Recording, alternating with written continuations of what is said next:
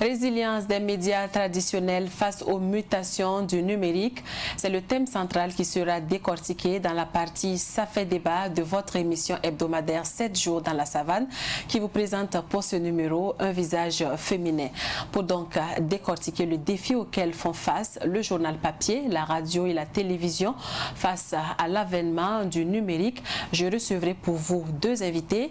Il s'agit de Moussa Sawadgo qui est formateur en journalisme. Il est également consultant du Centre national de presse Norbert Zongo et de Kadidia Fofana qui est journaliste malienne.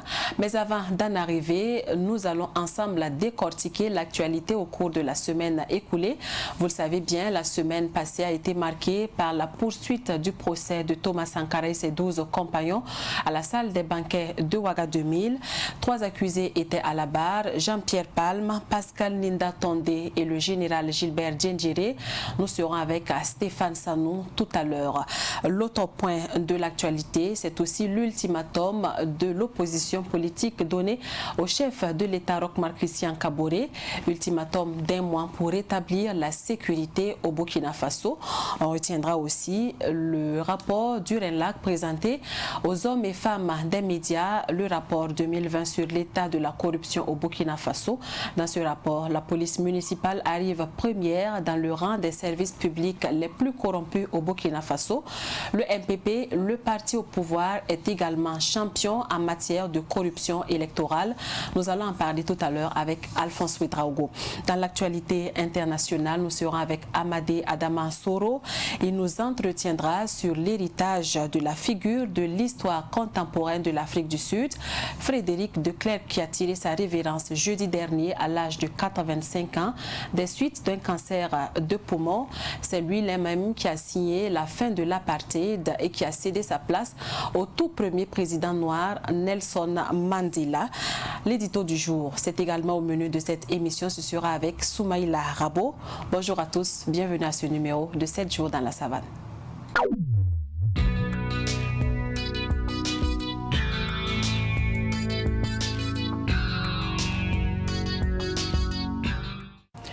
Le général Gilbert Djendjéré est l'accusé qui aurait passé le plus de temps devant le tribunal militaire au procès de Thomas Sankara et ses camarades.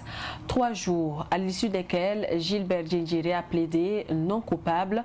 Pour ses avocats, les avocats de la partie civile l'accusent de quelque chose dont il n'est pas responsable. Retour sur son audition avec Stéphane Sanou. À la fin de son audition qui aura duré 3 jours, un record, depuis le début des auditions des accusés, Gilbert Djendjéré avoue être satisfait d'avoir donné sa version des faits. Je suis satisfait d'avoir donné certains éléments qui permettent de savoir que moi, Gilbert Djendjéré, je n'étais pas le chef du commando et n'étais pas membre du commando qui est allé au Conseil de l'Entente, a-t-il déclaré à la fin de son audition. Ce sont des propos qu'il a tenus, selon lui, pour éclairer une certaine opinion qu'il accusait d'avoir fait partie du commando qui a mené l'assaut le 15 octobre 1987. Retenons également que pour ces 3 jours d'audition, Gilbert Djendjéré a refusé, à la demande du parquet et des avocats de la partie civile, d'assumer la responsabilité des hommes ayant perpétré le coup d'État, puisque ces hommes étaient du Sénèque qu'il dirigeait en tant que commandant adjoint. Ces avocats ont aussi pris la défense de leurs clients en signifiant qu'ils n'avaient rien à voir avec le coup d'État, puisque selon eux, Gilbert Djendjéré a été surpris par le putsch. En entendant les confrontations, l'audition de Gilbert Djendjéré est terminée. L'audience va reprendre lundi prochain avec l'interrogatoire de 3 accusés restants, à savoir Thibaut Ouedraogo, Albert Belem Lilga et Diakalia Deme. Le passage des témoins pourrait également débuter ce lundi. Le président du tribunal a donné la liste des premiers témoins qui pourraient passer au cours de la semaine prochaine.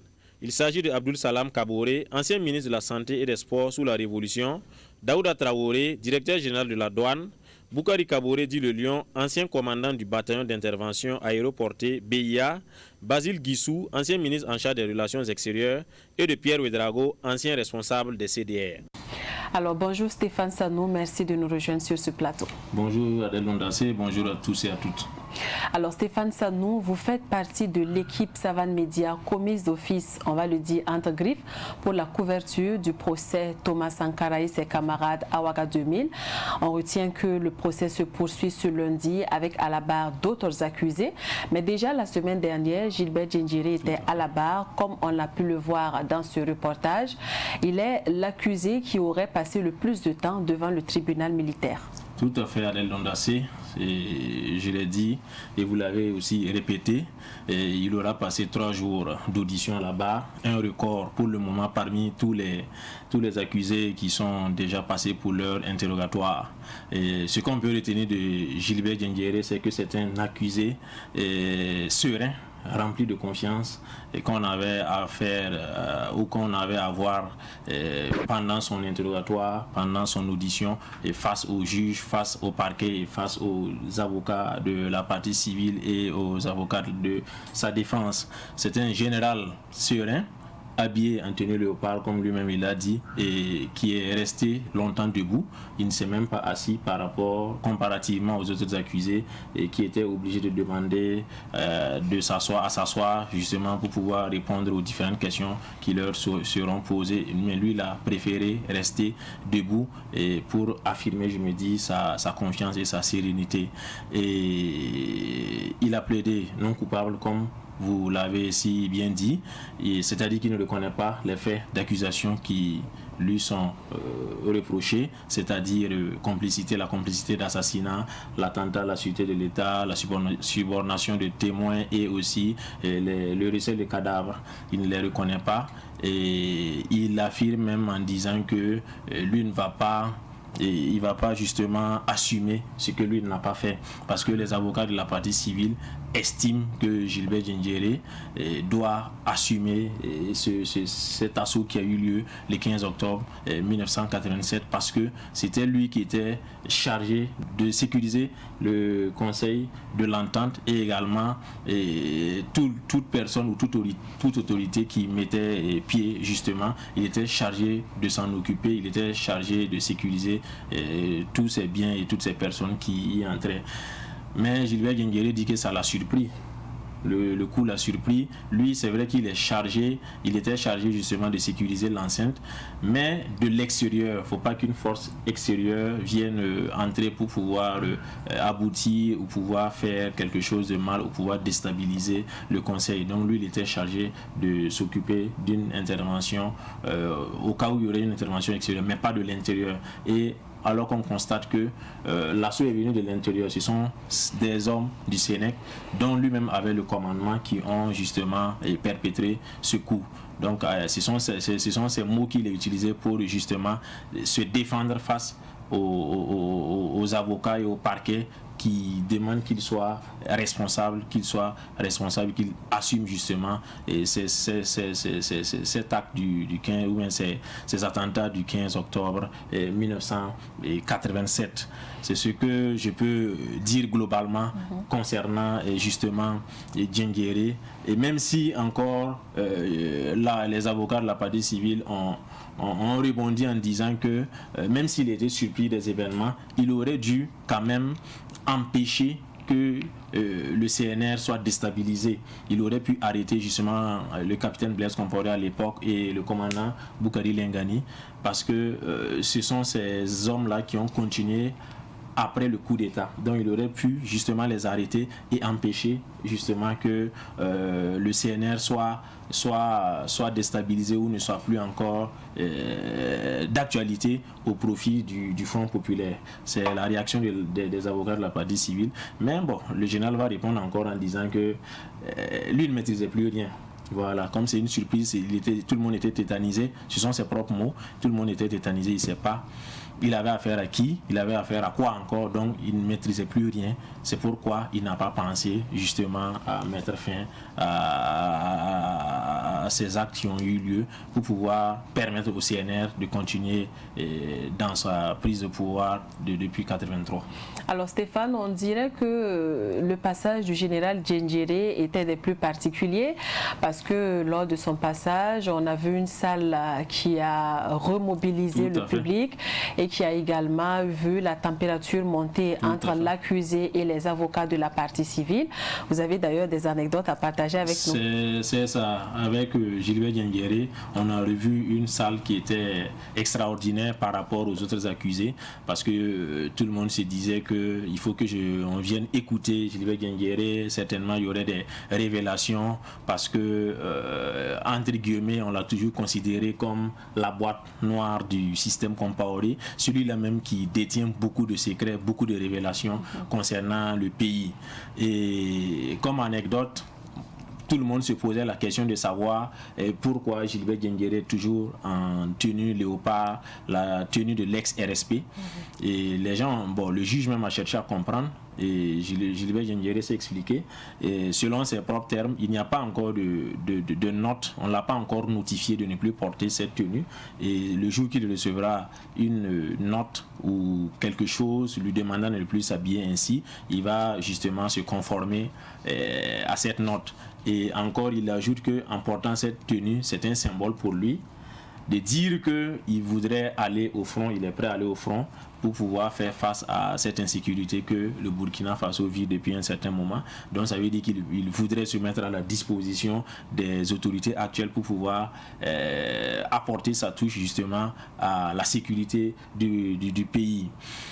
Il faut aussi, comme anecdote, retenir que l'interrogatoire n'a pas été des plus aisés avec la partie civile surtout, et le parquet également. Avec la partie civile, on se rappelle cette brouille entre Gilbert Diendéré et Maître Prosper Farama, où il y a eu des mots assez forts de part et d'autre.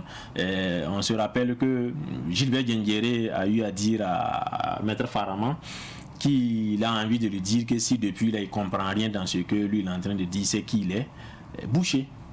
Et la réplique n'a pas été simple. Lui aussi il a trouvé que si lui il est bouché, Maître Farama dit à Gilbert Diendéré que si lui il est bouché, c'est que Gilbert Diendéré est un tari. Donc ce sont des situations comme ça qui ont marqué quand même son interrogatoire. Et aussi avec madame la procureure, que Gilbert Diendéré a trouvé qu'elle ne maîtrise pas certains dossiers militaires et qu'il faudrait qu'elle aille encore se documenter ou qu'elle aille voir ses papiers pour pouvoir réagir sur certains dossiers militaires. Donc c'est comme je l'ai dit au début, c'est un accusé serein, rempli de confiance, qui répondait sereinement aux questions, qui n'avait pas justement, et c'est quoi, je dirais, cette peur ou cette inquiétude de répondre aux questions, même si par moment on sentait que ces questions, quand il veut répondre aux questions, il se méfie pour ne pas justement être attrapé plus tard. Donc ce sont quelques anecdotes de ce genre-là que on a pu noter pendant les 3 jours d'audition de Gilbert Diendéré, qui certainement encore va revenir pour les confrontations. Alors Stéphane, on a l'impression que les choses avancent quand même très vite à la salle des banquets de Ouaga 2000, parce que de nombreux observateurs s'attendaient à un procès marathon, mais on est pratiquement quand même à la fin du procès, puisque après les accusés qui vont passer lundi, ce sera au tour des témoins. Tout à fait, parce que avec ce qu'on constate en tout cas, on a l'impression que le dossier avance plus rapidement que prévu, parce que selon certains observateurs, et personnellement je pensais que c'était un dossier qui allait traîner les pas, mais on a l'impression que justement ça avance vite au regard des accusés qui passent de façon rapide ou exceptionnelle à la barre pour leur interrogatoire. C'est vrai que ce n'est pas le même contexte, parce que avec le procès du putsch manqué de 2015, les accusés n'étaient pas, c'était pas les mêmes nombres. On avait au moins une 80aine d'accusés, mais cette fois-ci on n'a que 14 dont 2 absents, donc c'est sûr que ça va vite. Ce sont les témoins qui sont assez nombreux, mais je me dis qu'avec les témoins également ça va aller vite. Donc on a espoir que on n'aura pas un procès assez marathon comme celui du putsch manqué de 2015. D'accord, merci Stéphane Sanou. La suite donc du procès, c'est ce lundi à la salle des banquets de Ouaga 2000, avec à la barre d'autres accusés, et puis peut-être pourrait commencer l'interrogatoire des témoins. Merci Adèle Ondassé, merci à tous et à toutes. Dans la suite de cette émission, nous parlons du rapport 2020 sur l'état de la corruption du RENLAC, le réseau national de lutte anti-corruption, le RENLAC, qui a présenté le rapport 2020 sur l'état de la corruption au Burkina Faso. Dans ce rapport, la police municipale arrive première dans le rang des services publics de l'État les plus corrompus. Le MPP, le parti au pouvoir, est aussi cité dans ce rapport. Le MPP qui arrive champion. Le MPP est champion en matière de corruption électorale. Le résumé, c'est avec Siblina Kelsi. Malgré la crise sécuritaire au Burkina Faso, le réseau national de lutte anti-corruption RENLAC a parcouru les 13 chefs-lieux de région et la ville de Puitenga pour enquêter. Le constat est que 81% des enquêtés estiment que le phénomène de la corruption prend des proportions inquiétantes. En 2019, la proportion était de 75%. C'est donc dit que le phénomène est en augmentation en 2020 par rapport à 2019. Pour Sagado Nakanabo, cela s'explique par le fait que le pouvoir en place n'a pas encore pris la pleine mesure de la situation. Le rapport constate une inertie, voire une impuissance à peine voilée de l'exécutif face au développement du phénomène. Ni le président du Faso, ni son premier ministre, encore moins les autres membres du gouvernement, n'ont été dans de bonnes dispositions pour engager une lutte sans merci contre le phénomène. En témoignent les nombreux scandales de malversation et de faute de gestion qui ont éclaboussé certains membres du gouvernement au cours de l'année 2020 sans qu'aucune mesure n'ait été prise. Le rapport de 2020 du RENLAC classe les 5 services les plus corrompus comme par ordre. La police municipale tient toujours la tête. La police nationale détrône la douane et occupe le 2e rang. La douane 3e, la DGTTM et la gendarmerie gardent leur rang de 2019 respectivement 4e et 5e. Le RENLAC a dans son rapport 2020 formulé des recommandations aux acteurs étatiques pour une lutte anticorruption efficiente. Il s'agira entre autres pour l'exécutif d'inscrire la lutte contre la corruption sous toutes ses formes, le devoir d'exemplarité et la reddition des comptes au cœur de son action.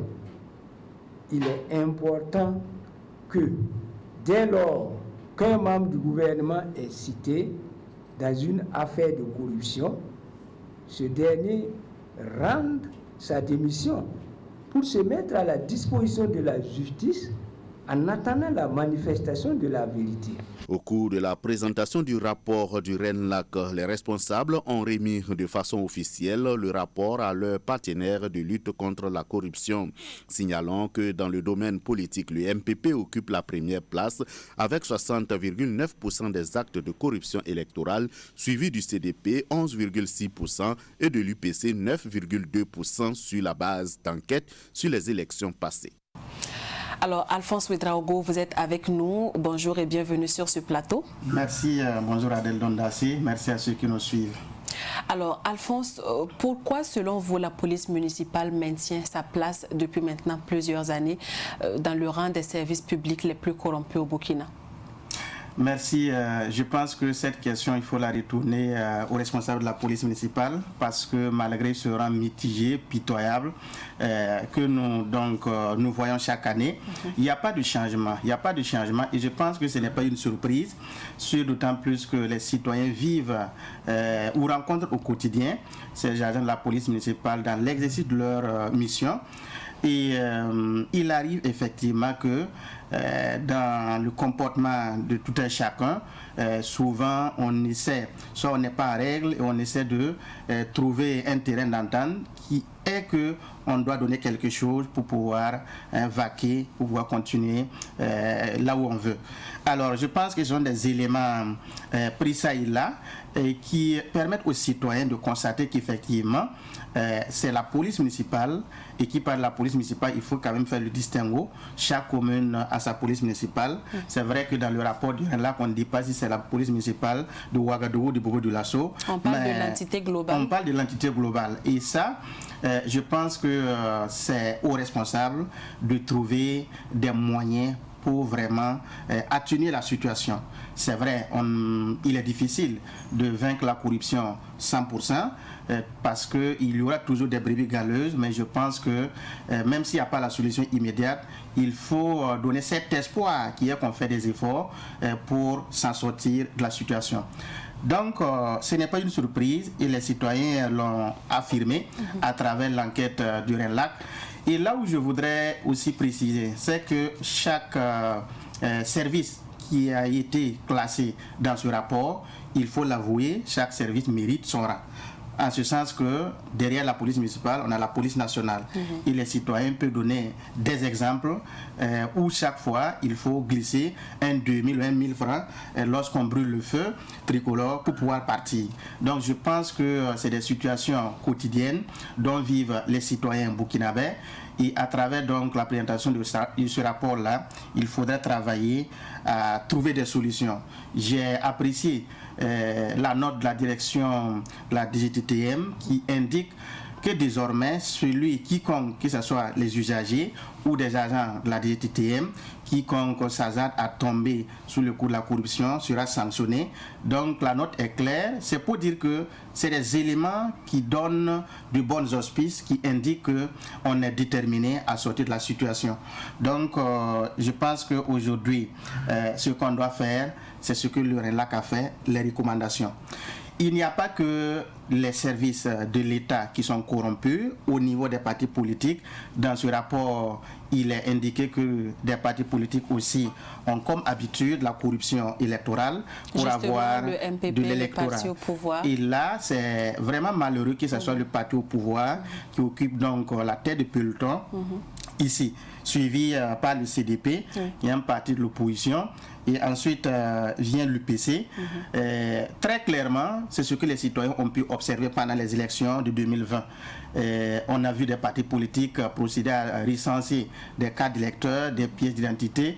Tout ça, c'était des facteurs ou des moyens qui entourent la mauvaise foi par rapport à ce scrutin. Donc je pense que le rapport du RENLAC est venu confirmer les doutes que les citoyens avaient, que beaucoup ont vu et dénoncé pendant ces échéances électorales de 2020.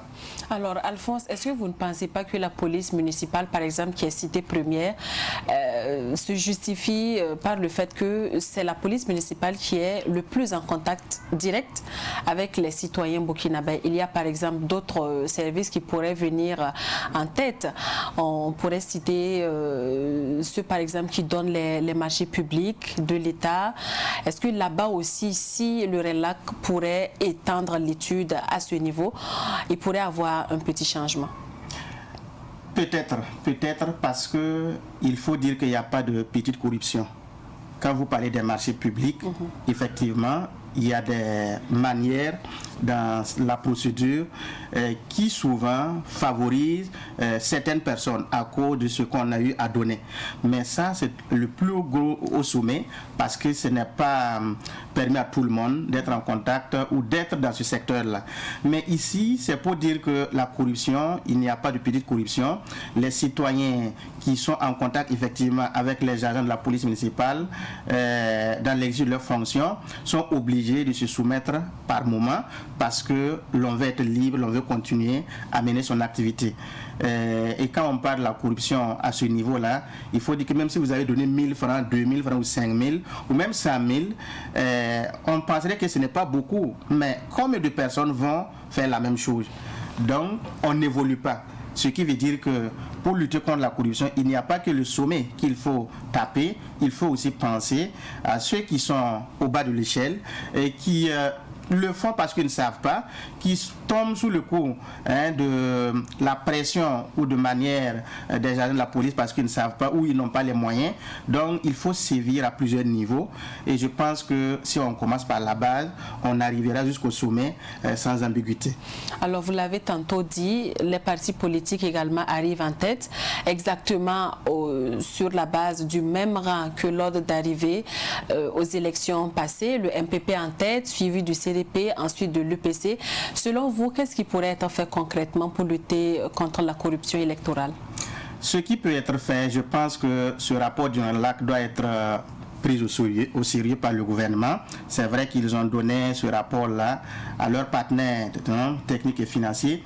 Je pense que le gouvernement doit s'approprier de ce rapport parce que tous les éléments y ressortent.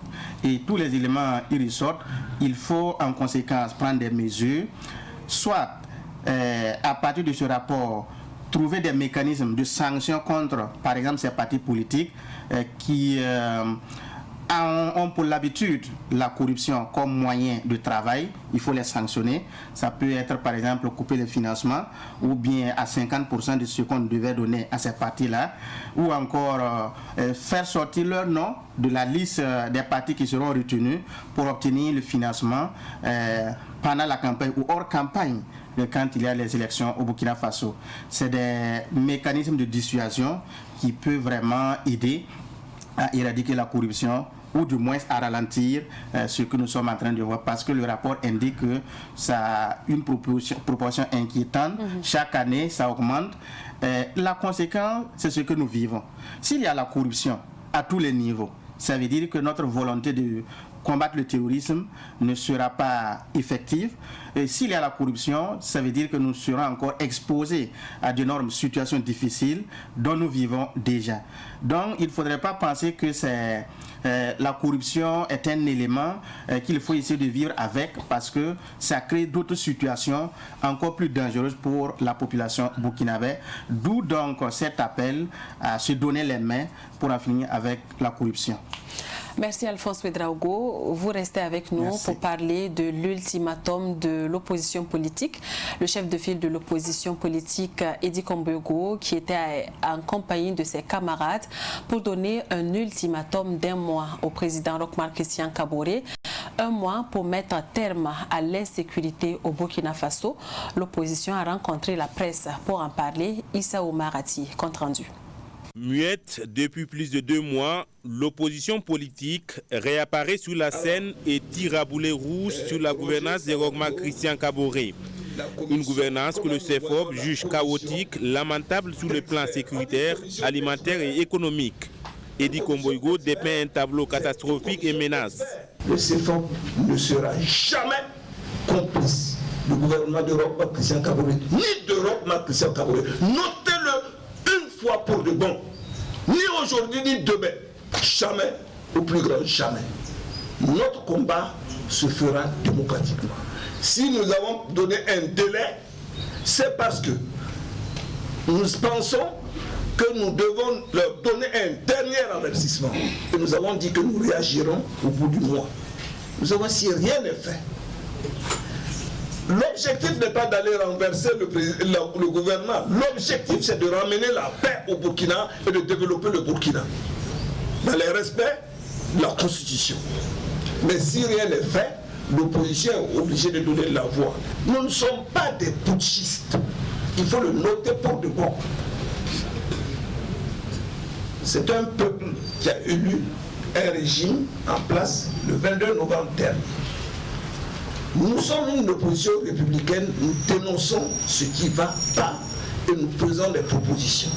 Pour le moment, l'opposition propose tout de même une évaluation de la qualité du matériel militaire, celle de la flotte aérienne et l'acquisition des vivres sur le marché international afin de faire face à la menace de la famine.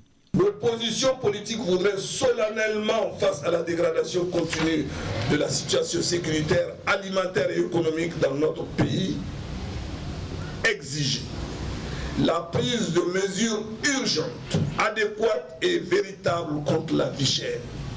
La prise de mesures immédiates pour l'acquisition de vivres sur le marché international pour parer à la famine qui s'annonce à grands pas dans les mois à venir, tant au profit des hommes que des animaux. La réouverture immédiate des frontières terrestres pour faciliter la libre circulation des personnes et des biens. La mise en place dans les meilleurs délais d'une commission composée d'experts pour évaluer la qualité des matériels militaires acquis au profit des forces de défense et de sécurité conformément aux standards définis, s'assurer la qualité de la flotte aérienne relative aux informations circulant sur la qualité douteuse et les conditions d'acquisition de nos avions militaires. Le CEFOP a également déploré au cours de cette conférence de presse l'insuffisance d'implication de la communauté internationale face au drame que traversent les pays sahéliens. Un appel est donc lancé à l'endroit de l'Union africaine et de l'ONU pour des solutions urgentes et efficaces face au phénomène d'insécurité. Alors, Alphonse Ouedraogo, vous avez suivi le compte-rendu de Issa Omar Atié.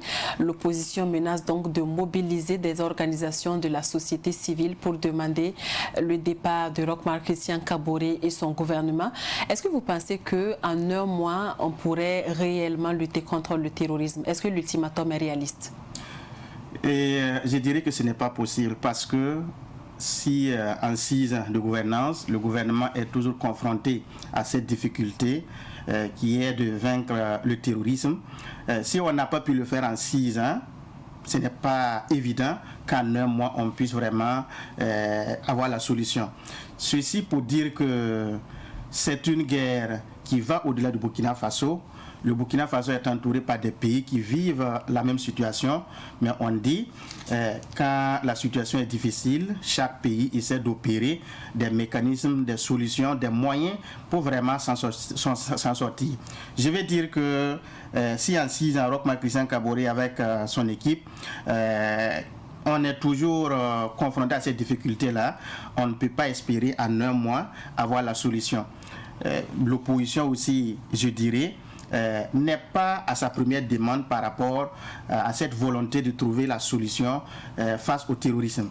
On se rappelle que plusieurs fois ils ont demandé soit de changer le ministre de la Défense ou le ministre de la Sécurité.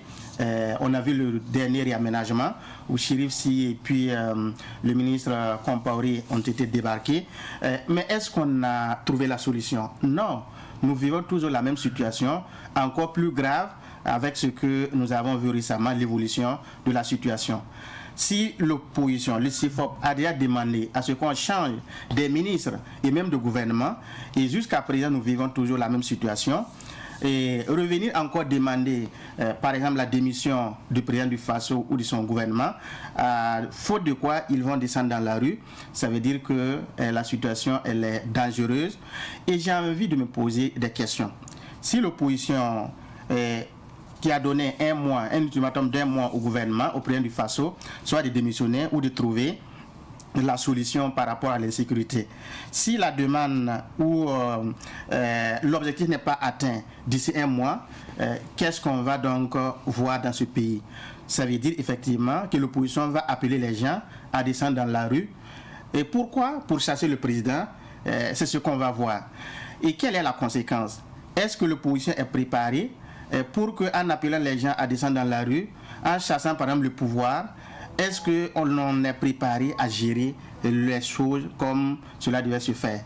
Ça, c'est une inquiétude qui est là. Alors, on aura pour chef de mouvement le chef de file de l'opposition qui va appeler les gens avec toutes les conséquences possibles. Souvenez-vous, la différence d'appeler aujourd'hui les gens à sortir comme pour en 2014, la différence aujourd'hui c'est qu'en 2014 là, les gens n'étaient pas sortis pour chasser Blaise Compaoré, mais pour demander ce qu'on ne modifie pas l'article 37. Et effectivement, c'est ce qu'on a pu voir. Mais ici, quand on dit qu'on va appeler les gens à sortir, c'est pour dire que ceux qui gouvernent le pays aujourd'hui n'étaient pas compétents. Et parce qu'ils ne sont pas compétents, on va appeler les gens à sortir pour chasser ces gens-là. Ça veut dire qu'on se prépare. On a un calendrier qui est de s'emparer du pouvoir avec toutes les conséquences. Qui en ce moment pour gérer les choses? Je pense que l'opposition doit encore mûrir la réflexion, prendre langue avec le pouvoir. Je suis étonné que malgré le dialogue politique qu'on a pu voir, l'on soit toujours dans ce bras de fer parce que les citoyens ne comprennent pas. L'opposition a fait plus de 2 mois sans faire une déclaration, sans faire une conférence de presse, jusqu'à ce que l'opposition soit aujourd'hui dire que la situation est chaotique. Il faut vraiment que ça change, mais cette façon avec beaucoup plus musclé, parce que le message est clair. Roch-Marc Christian Kaboré et son pouvoir n'arrivent pas à gérer les choses comme il se doit. Donc je pense que c'est un message fort et c'est un message qui interpelle tout le monde. si le gouvernement Roch-Marc Christian Kaboré se trouve coincé, qu'est-ce qu'il faut faire? Il faut opérer un changement, soit de faire avec l'opposition pour un peu d'atténuer la tension, ou soit accepter de rester dans cette logique qui est qu'il n'y a pas de perspective et qu'on va donc assister au mouvement à n'en pas finir. Et nous avons vu aussi avec les OSC qui donnent de la voix de gauche à droite. Nous voyons des mouvements par-ci, par-là qui disent effectivement la même chose, que la situation elle est dangereuse. L'opposition n'a fait que peut-être reprendre ce que les uns et les autres disent par-ci, par-là. Donc voilà ce dilemme-là dans lequel nous sommes à Adel-Dondassé. D'accord. Alors, Eddy Komboyogo, au cours de la conférence de presse, s'est voulu un peu plus rassurant parce qu'il a dit que l'objectif de la manifestation annoncée n'était pas de s'emparer du pouvoir parce que selon lui, il n'est pas à la tête d'une opposition qui fait des coups d'État, mais il fait des revendications pour plus de sécurité pour les Burkinabés. C'est ce qui a été dit, comme vous le dites, mais je dis aujourd'hui, la situation, elle est différente par rapport à ce que nous avons vu de notre histoire. Elle est différente parce que dans des localités, il y a des marches qui s'organisent et c'est des gens qui sortent sans même que l'opposition ne donne un mot d'ordre de mobilisation. Et si vous appelez officiellement les gens à sortir, ça veut dire que vous devez vous attendre à tout.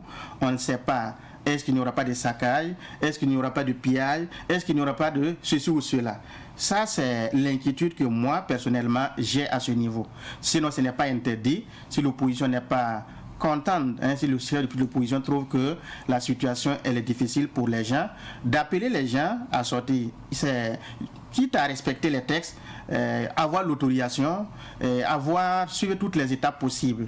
C'est de cela qu'il est question. Sinon, il y a la permission d'appeler les gens à sortir, à manifester pour montrer son mécontentement. Mais j'ai de la crainte en ce sens que le pouvoir aujourd'hui est acculé. Le pouvoir est acculé parce que pendant 6 ans, on peine à trouver une solution et pendant 6 ans, on ne sait pas qu'est-ce qu'il faut encore faire. Je pense que c'est à ce niveau-là que l'opposition a trouvé que c'est la tête même qui a des difficultés. Pourquoi on n'arrive pas à composer avec tout le monde? Pourquoi depuis 6 ans, on est toujours confronté à des difficultés que nous voyons? Peut-être c'est la tête le problème. Et peut-être pour sortir de cette situation-là, il faut opérer ce changement qui doit passer nécessairement par le sommet. Je pense que c'est le sentiment qu'on pourrait avoir à ce niveau. Et c'est en même temps, comme je le dis, un message pour le chef de l'État d'anticiper. C'est-à-dire, à défaut d'arriver à rétablir la sécurité d'ici 1 mois, il faut embarquer peut-être tout le monde, ceux qui pensent qu'ils ont la solution, il faut les mettre aux côtés du gouvernement pour qu'ensemble on puisse vraiment sortir de cette situation. D'accord. Merci Alphonse Ouedraogo pour cette analyse et pour ces recommandations. Merci bien Adel-Dondassé. Allons maintenant en Afrique du Sud pour aborder l'actualité internationale.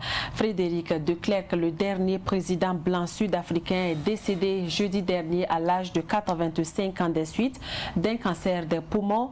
Il a dirigé la nation arc-en-ciel de 1989 à 1994. Ce sont ces réformes qui ont mis fin à l'apartheid en 1991 en lien avec le Congrès national africain de Nelson Mandela. Frédéric de Klerk a été le vice-président de Nelson Mandela entre 1994 et 1996 avant de rejoindre les rangs de l'opposition. Il a d'ailleurs reçu le prix Nobel de la paix en 1993 avec le héros anti-apartheid Nelson Mandela. Alors, Amadé Adama Soro, bonjour et bienvenue sur ce plateau. Bonjour Adèle, bonjour à toutes et à tous. Alors, vous êtes là pour nous parler de l'héritage de Frédéric de Klerk en Afrique du Sud.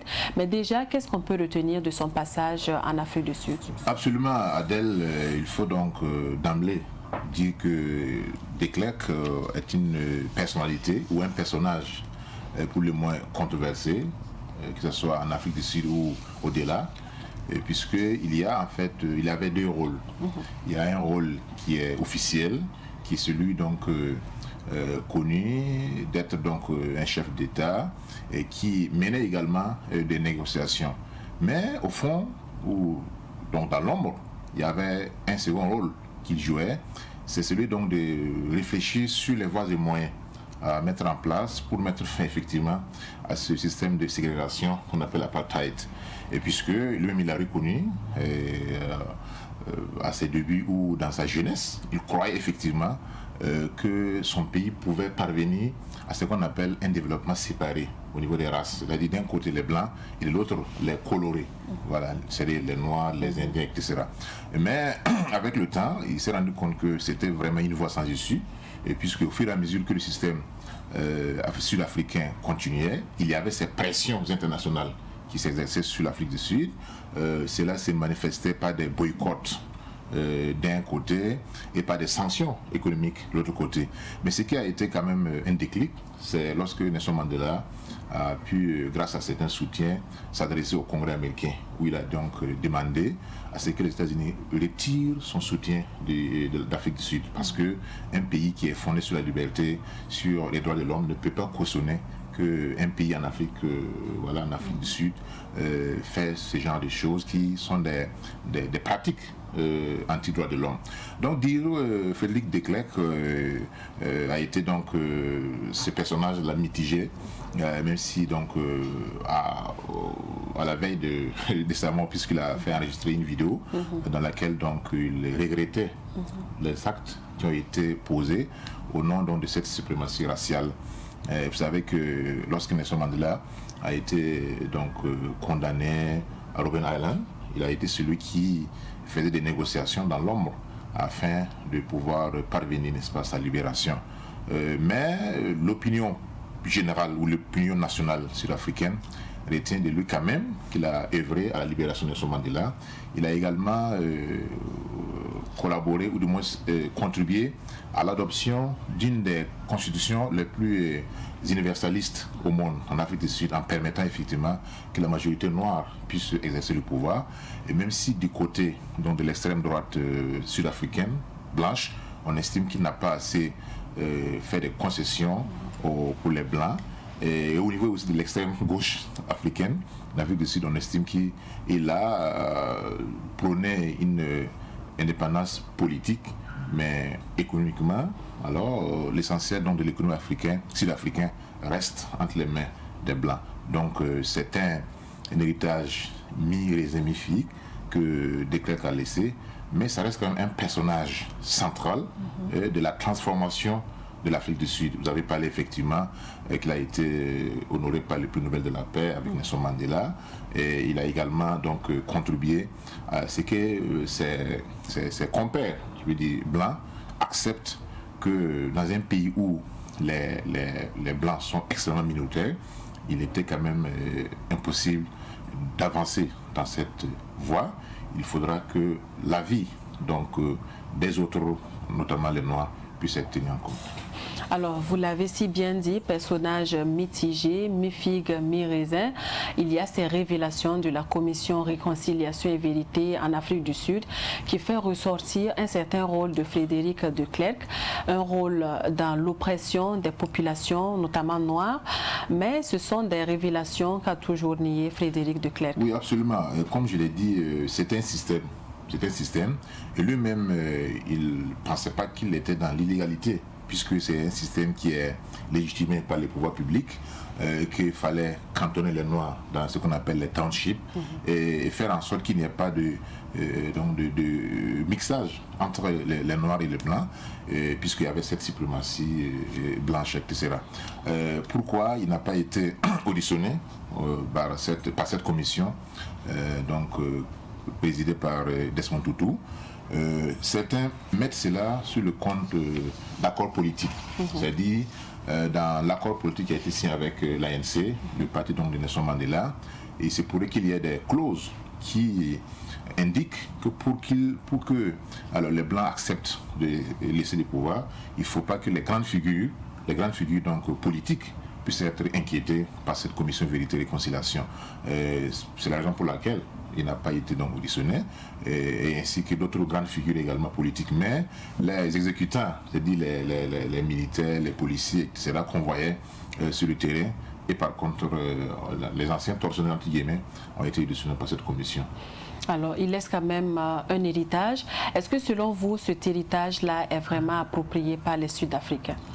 Vous voulez dire qu'ils se sont appropriés... Est-ce que les Sud-Africains se sont véritablement appropriés de la fin de l'apartheid? Absolument. Est-ce que ça profite à tout le peuple sud-africain? Oui, cela rejoint un peu à ce que j'avais commencé à développer au début, en disant que politiquement, il n'y a plus de problème en Afrique du Sud. C'est-à-dire, alors, un homme égale à une voix, c'est une réalité.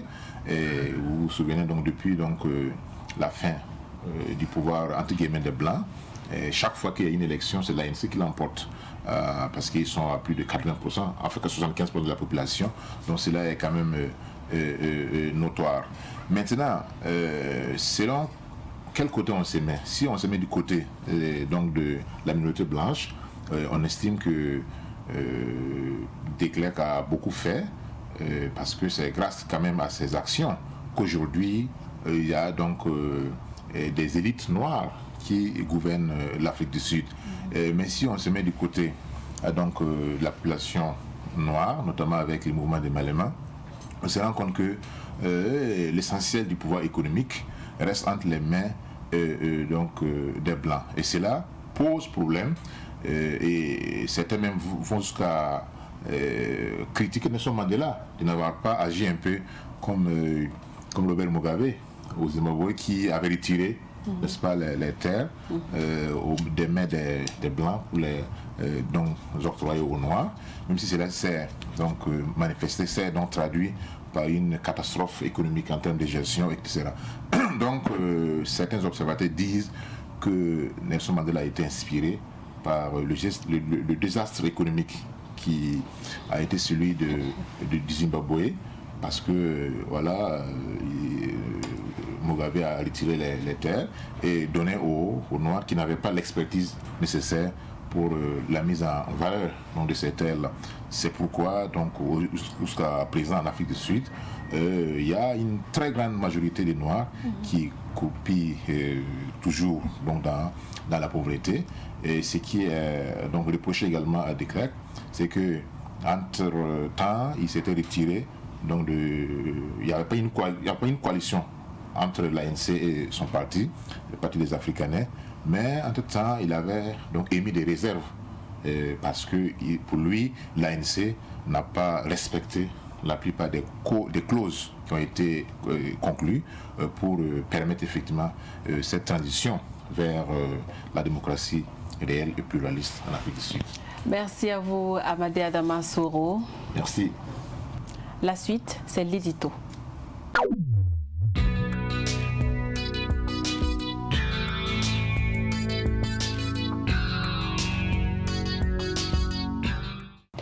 Place à présent à l'édito du jour. C'est avec le directeur de l'information de Savane Média, Soumaïla Rabo.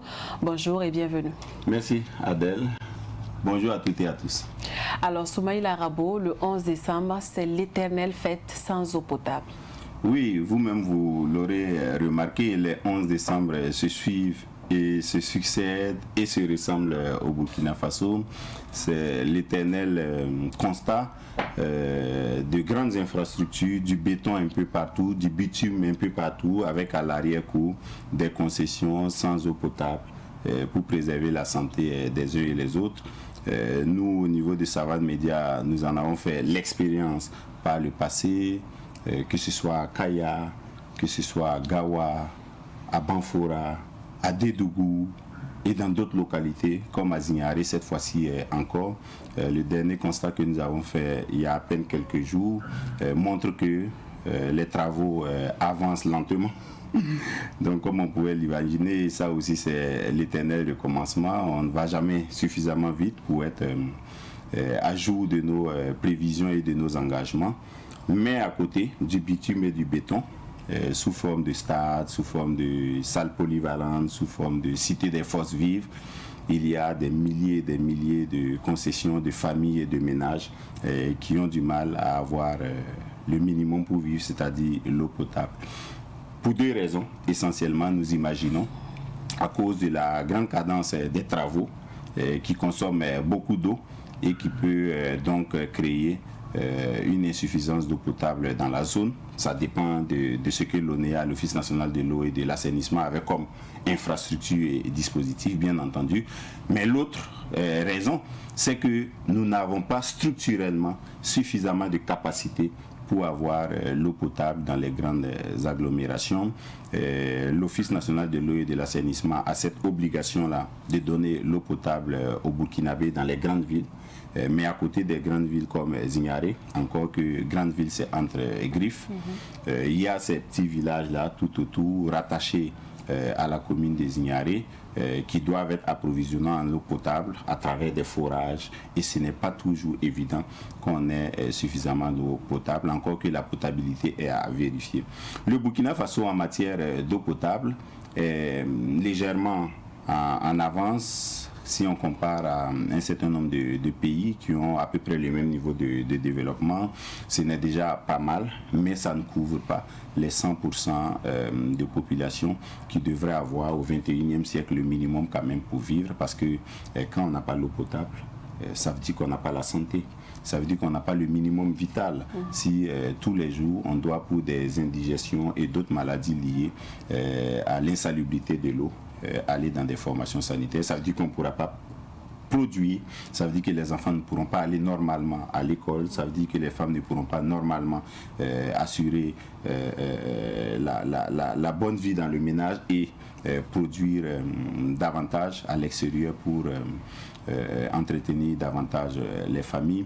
Et ça va avec tous les autres problèmes qu'il y a avec ça, la corvée d'eau, c'est-à-dire l'occupation d'une bonne partie du temps des femmes pour rechercher l'eau potable. J'ai des anecdotes. Une ONG comme IRC a pendant longtemps fait le plaidoyer pour que les cités, par exemple, que nous construisons dans le cadre des programmes de logements sociaux ne soient pas inaugurés sans eau potable. Mais ça continue aujourd'hui, les inaugurations des cités où il n'y a pas l'eau potable, parce que ce n'est pas la responsabilité en tant que telle des promoteurs immobiliers d'assurer ce minimum vital-là, c'est l'engagement de l'État, mais il ne le fait pas comme il faut. Et vous aurez remarqué que le président de l'Assemblée nationale a lui-même fait le déplacement d'un petit village dans le sud-ouest, Nako, pour ne pas le citer, pour voir comment les femmes étaient encore à cette étape-là, en train d'aller à la recherche de l'eau boueuse, qui est d'ailleurs elle-même encore introuvable pour la boisson des familles. Vous pouvez imaginer jusqu'où le Burkina a des problèmes, alors que le 11 décembre, nous mettons 30 milliards, 35 milliards, parfois 40 milliards à construire des infrastructures et nous ne pensons pas au minimum vital. Je crois que l'alerte doit être sonnée de part et d'autre pour qu'il y ait l'eau d'abord, qu'il y ait à manger d'abord, qu'il y ait la santé d'abord, qu'il y ait l'éducation d'abord, avant que nous ne passions à la fête. Sinon, nous donnerions raison à tous ceux qui pensent que nous faisons le 11 décembre, donc la fête de l'indépendance, juste pour l'élite. Ce n'est pas pour le vrai peuple, celui qui a besoin d'assistance. Et c'est dommage. Comme nous avons fini le tour des régions, il faut repenser toutes ces questions-là pour que la priorité revienne à la priorité, l'eau potable d'abord. D'accord, vous l'avez dit, la problématique est générale et elle perdure. On se demande finalement quelle solution face à cela. Non, il y a les solutions, c'est parce qu'on n'investit pas là où il faut. Il faut seulement que l'État oriente les financements des fêtes du 11 décembre vers ce qui est essentiel d'abord. Voilà, des infrastructures d'eau potable, des infrastructures d'assainissement. Je n'ai pas abordé la question de l'assainissement, mais là c'est la catastrophe. L'eau potable c'est encore mieux, mais l'assainissement c'est la catastrophe. Donc vers l'eau potable, vers l'assainissement, la santé, l'éducation. C'est le minimum vital avant de penser, je crois, à la bamboula. Bon, là on n'est pas encore en train de financer les priorités de l'État. On finance plutôt les priorités de l'élite politico-administrative. Est-ce que c'est possible qu'on pense à des branchements dans les localités qui reçoêtent les invités pour la fête de l'indépendance avant même le lancement des travaux des infrastructures? C'est bien possible. C'est-à-dire on n'irait pas dans une localité pour fêter l'indépendance si on n'est pas sûr que cette localité a le minimum d'eau potable pour accueillir des invités. Mais on doit commencer par donner l'eau potable aux habitants d'abord, qu'ils en aient assez avant qu'on ne pense à accueillir les autres. Je crois que c'est quand même le minimum. Quand on n'a pas l'eau potable, on ne doit pas penser à recevoir des gens en grand pompe. C'est totalement paradoxal. Oui. Merci Soumaïla Rabou. Merci Adèle, merci à toutes et à tous. C'est la fin de l'édito du jour.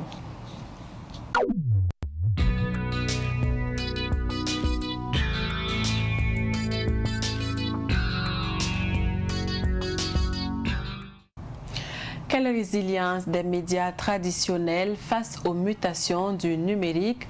C'est le thème central de la rubrique Ça fait débat de 7 jours dans la savane. Pour ce numéro, je suis donc avec Madame Kadidia Fofana. Vous êtes journaliste malienne. Bonjour, bienvenue au Burkina Faso. Bonjour Madame et merci de nous avoir invités sur votre plateau. Merci d'avoir accepté notre invitation. En face de vous, nous avons Monsieur Moussa Sawadro. Vous êtes formateur en journalisme. Vous êtes également consultant du Centre national de presse Norbert Zongo. Bienvenue à vous également. Merci. Merci surtout pour votre invitation. D'accord, nous abordons donc cette thématique au moment où le FILEP, le Festival international de la liberté d'expression et de presse, referme ses portes. Le FILEP qui était à sa 9e édition. Cette année, colloque, panel et puis rue marchande étaient au menu de ce 9e FILEP. Mais pour donc les réflexions, on s'intéresse à la résilience des médias traditionnels, le journal papier, la radio, la télévision, face donc aux mutations du numérique. Déjà, Monsieur Sawadgo, vous qui êtes formateur en journalisme, comment les médias traditionnels ont accueilli l'avènement du numérique? Merci. Je dirais que c'est quelque chose qui s'est imposé aux médias parce que avec l'avènement d'Internet, l'information a commencé à circuler de plus en plus loin, au-delà des frontières habituelles des médias traditionnels, mais aussi avec le développement du digital, de la numérisation, on a commencé à avoir beaucoup de producteurs et de diffuseurs d'informations. C'est le cas avec les blogueurs, les cyberactivistes et consorts. Donc, pour continuer à avoir de l'audience et pour pouvoir exister dans ce monde qui est devenu un monde de communication là, les médias traditionnels devaient alors faire appel à de nouvelles techniques de l'information ou de nouvelles technologies de l'information et de la communication. Donc les médias, certains ont compris tôt, ils se sont adaptés, mais certains se sont laissés embarquer. Et aujourd'hui, je pense que pratiquement tous les médias s'adonnent à ça. Parce que même les médias papier, dans le cas du Burkina, comme Le Pays, L'Observateur, ont tous développé des pages Facebook, ont tous développé des versions Internet. Donc voilà, ça leur permet aujourd'hui d'atteindre des zones qu'ils n'atteignaient pas, de pouvoir toucher un public beaucoup plus large. Alors donc on peut dire que la surprise n'était pas générale.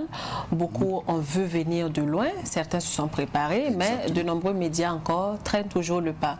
Oui, et d'ailleurs au Burkina ici, certains ont vu la chose venir et se sont lancés directement dans ça. C'est le cas de Faso.net, c'est le cas de peut-être Wakatsera, qui sont des journaux exclusivement numériques et qui ont compris la chose très tôt, mais avec le temps, avec les habitudes de consommation de l'information du public, les autres médias ont compris qu'il faut s'y mettre. Et même aujourd'hui, la télévision, les radios sont aussi entrés dans la danse. On a le bouquet Canal Satellite, on a la TNT au Burkina Faso. Aujourd'hui, nous sommes à Savane FM, si je prends le cas de la radio Savane FM, qui émet en FM, donc c'est-à-dire qui est censé se limiter à un espace géographique donné, mais voilà, aujourd'hui, partout sur le territoire burkinabé, la diaspora burkinabé en Côte d'Ivoire, au Gabon, partout,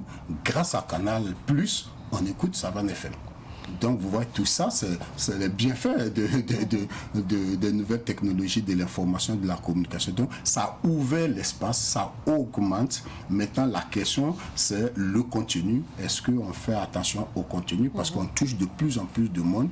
Il ne faudra pas qu'on se concentre sur le contenant et oublier le contenu. Justement, on va en parler.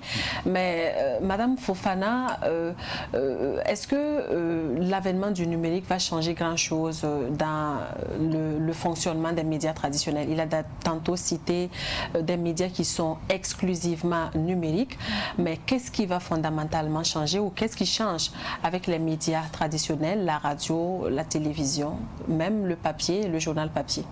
Bon, tout d'abord, ce qu'il faut comprendre, c'est qu'aujourd'hui, avec l'apparition des nouvelles technologies, le métier même de journaliste est en plein bouleversement. C'est-à-dire qu'il va falloir s'adapter aux réalités du moment.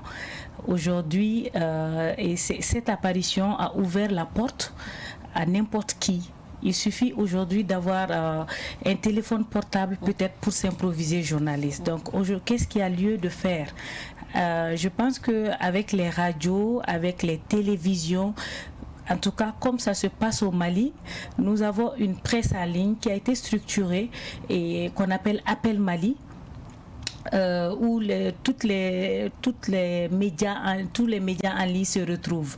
Donc aujourd'hui, très sincèrement, avec ce bouleversement, les radios, qu'on soit radio, presse écrite ou audio, ou les télévisions, bien entendu, chacun a compris que leur survie dépendait de leur capacité d'adaptation aux réalités du moment. Parce que des journaux ont disparu, d'autres continuent de souffrir parce que l'information n'appartient plus aux journalistes. L'information appartient à tout le monde et les journalistes, si on ne fait pas attention, eux-mêmes aujourd'hui vont à la quête du buzz sur les réseaux sociaux. Donc, comme il a si bien dit, peut-être qu'on ne fait même plus attention au contenu, mais vraiment c'est qui offre quoi et qui offre beaucoup plus d'informations. Mais est-ce que l'information est fiable? Est-ce qu'elle est vérifiée? Est-ce que c'est une bonne information? C'est là où se situe le problème. C'est là le problème, mais Monsieur Sawadro, on pourrait dire quand même que les médias traditionnels gardent leur fiabilité malgré l'avènement de Internet. Oui, et moi je dirais même que l'avènement d'Internet et les réseaux sociaux renforcent les médias traditionnels. Pourquoi? Parce que moi je regarde, je pense qu'il y a deux personnes. Il y a les producteurs et diffuseurs d'informations. C'est-à-dire aujourd'hui, je vois un accident, je prends mon téléphone portable, clique, je balance sur Facebook, sur WhatsApp, c'est parti. Donc, j'ai produit une information et je l'ai diffusée. Maintenant, à côté d'eux, il y a les journalistes qui collectent l'information, qui traitent l'information avant de la diffuser. Et là, le journaliste il a quand même une responsabilité sociale. Il ne peut pas se permettre de diffuser l'information comme les lanceurs d'alerte et consorts. À l'école de journalisme, on nous apprend à équilibrer l'information, à penser aux conséquences de choses. Et vous allez voir que les cyberactivistes, parce qu'ils sont beaucoup dans l'immédiateté, souvent ils sont à la recherche du buzz, souvent ils donnent des informations qui sont à peu près, qui ne sont pas vraiment ça, à peu près ça.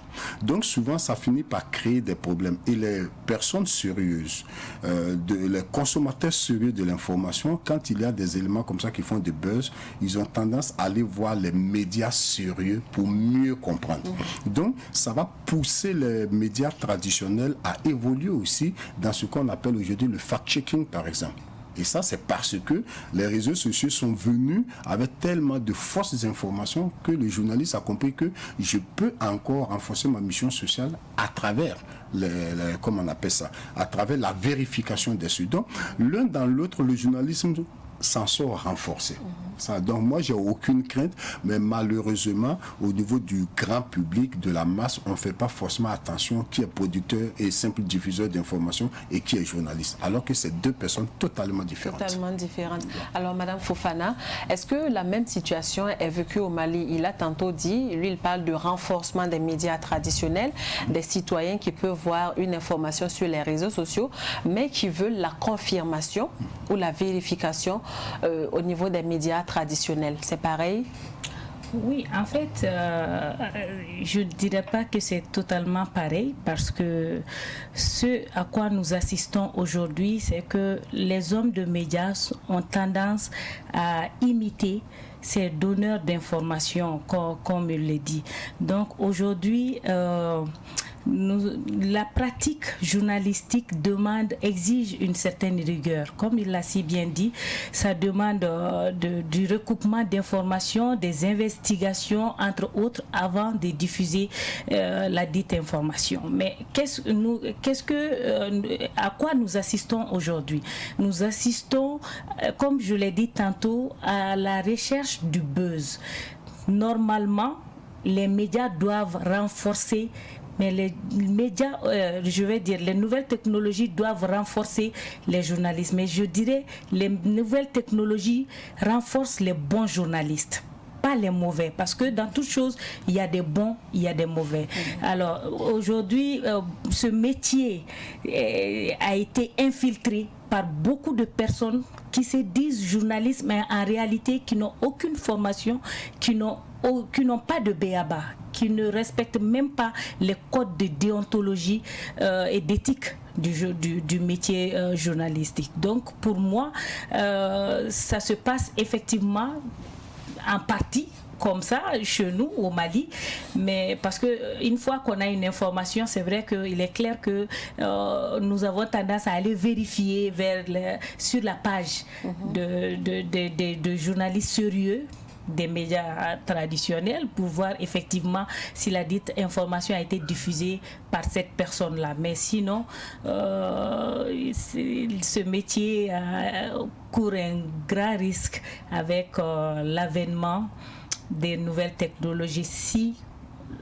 Il faut que le journaliste en appelle à son professionnalisme, à son éducation, à sa personnalité même, je dirais, pour que ce métier, ce noble métier, mais qui est ingrat, puisse résister à cette nouvelle apparition. Justement, on parle de résilience, on parle de résistance, mais on a l'impression que quand même ça empiète un peu sur le travail à un certain niveau.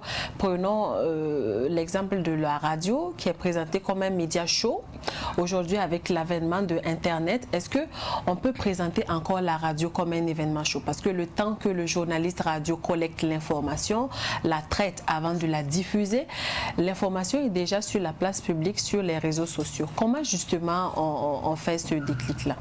Oui, c'est ça. C'est vrai que le journalisme a commencé avec la presse écrite. On parlait on a le temps d'écrire. C'est pour cela qu'on parlait des journalistes. C'est-à-dire que ça vient du thème journalier, en fait, que c'est ce qui s'est passé dans la journée, j'écris pour que le jour suivant, on puisse le faire. Bon, la radio et la télé sont arrivés, ce qui est dit le même jour passe le même jour, etc. Avec l'arrivée du direct, la radio, c'est-à-dire instantané des choses. Donc aujourd'hui, avec l'arrivée de Internet, qu'est-ce qui va se passer? Il y a deux éléments qui vont sortir. C'est le caractère instantané de l'information. Quelque chose se passe aujourd'hui tout de suite. Je le mets sur les réseaux sociaux, c'est le monde entier qui le reçoit. À des milliers de vues. C'est-à-dire que la proximité, ma proximité, ce n'est plus mon village, ce n'est plus mon quartier. Et c'est pour ça d'ailleurs qu'on parlait de monde planétaire, de village planétaire, etc. Donc ça c'est le premier caractère avec Internet. Le deuxième, surtout avec les réseaux sociaux, c'est ce qu'on va appeler la viralité. C'est-à-dire ça devient tout de suite viral. Quelque chose est parti, et quand quelque chose est tout de suite viral, je le prends, c'est pas dans... Je vais prendre un autre exemple, mais juste pour l'exemple, pour que vous compreniez, c'est un peu comme le Covid. Ça devient viral, c'est une pandémie tout de suite, et on n'arrive plus à le contrôler. Ça devient, on tâtonne, etc. Et avec Internet et les réseaux sociaux, c'est ça. Une information, si elle est bonne, elle a été traitée par un journaliste qui a reçu la rigueur journalistique, il n'y a pas de problème. Mais si ça a été traité par ce que moi j'appelle les producteurs et diffuseurs d'informations qui ne tiennent pas compte de l'éthique, parce que vous avez vu ici au Burkina, dans l'affaire des attaques terroristes, on a souvent vu des images macabres qui ont circulé sur les réseaux sociaux. Un journaliste ne le ferait pas. Donc, il y a ce côté viral là auquel il faut faire attention. Là, maintenant, où les journalistes traditionnels tombent dans le piège, parce que ils ont le sentiment que les blogueurs, les cyberactivistes leur volent la vedette. Oui, justement. Voilà, donc le journaliste aussi, il commence à courir après le scoop. Parce qu'il veut diffuser à la même vitesse que ces gens-là. Et souvent, il lui manque la prudence de la vérification. Or, le journaliste, il a une mission sociale. Il a une mission sociale et dans tous les codes de l'information, en tout cas un peu partout dans le monde, surtout dans le cas du Burkina, il y a des clauses de conscience. C'est-à-dire que je peux avoir une information et décider de ne pas la diffuser si cette information va être un danger pour la société. Donc, je peux avoir l'information et je ne la diffuse pas. Parce que je pense que ce n'est pas bon pour ma communauté. Or, le journaliste n'est pas là pour détruire, le journaliste est là pour renforcer la cohésion sociale vers le développement. Ce qui n'est pas le cas des lanceurs d'alerte et consorts. Et d'ailleurs, quand on est lanceur d'alerte ou cyberactiviste, ça veut dire qu'on est partisan. Je suis le défenseur d'une cause. Or, le journaliste n'est pas le défenseur d'une cause. Le journaliste est celui qui recherche la vérité dans l'intérêt général. Donc, c'est en fait tout ça, toute la différence. D'accord, vous l'avez tantôt dit, il y a la radio qui risque de perdre son instantanéité, sa proximité avec l'avènement du numérique. Est-ce que c'est possible qu'on arrive à un moment où le public n'écoute plus pratiquement la radio, même sur le téléphone, qu'on écoute la radio pour avoir les informations précises? Est-ce que les gens se limiteraient seulement à la lecture sur les réseaux sociaux au détriment de la radio? Est-ce que c'est le risque vers lequel on court? Oui, nous tendons assurément vers cela. Et au-delà de ça, il y a la caducité de l'information qu'il ne faut pas négliger. Parce que aujourd'hui, nous informons à travers les réseaux sociaux. Ça, c'est de façon spontanée, souvent même en direct. Et on est suivi de par le monde, comme il l'a si bien dit. Mais alors qu'au niveau de la radio, là, le champ est beaucoup plus rétréci.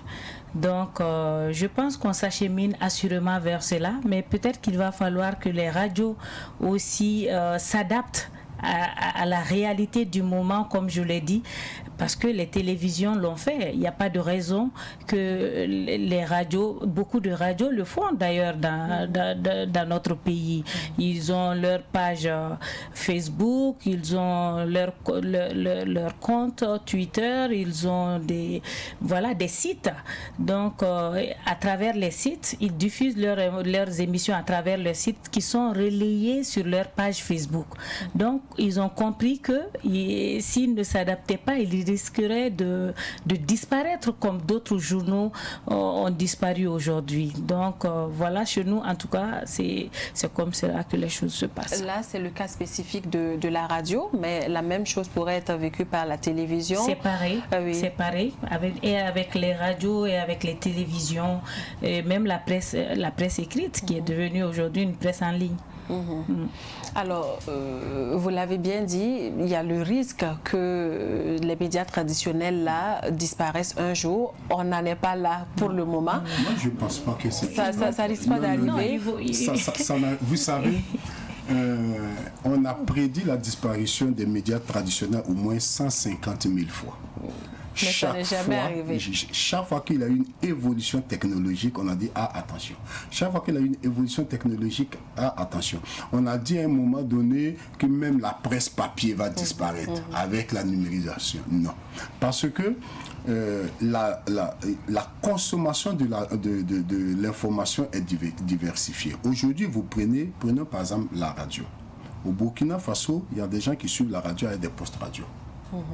Il y a des gens qui ne suivent pas la radio avec leur poste radio, mais avec leur télévision.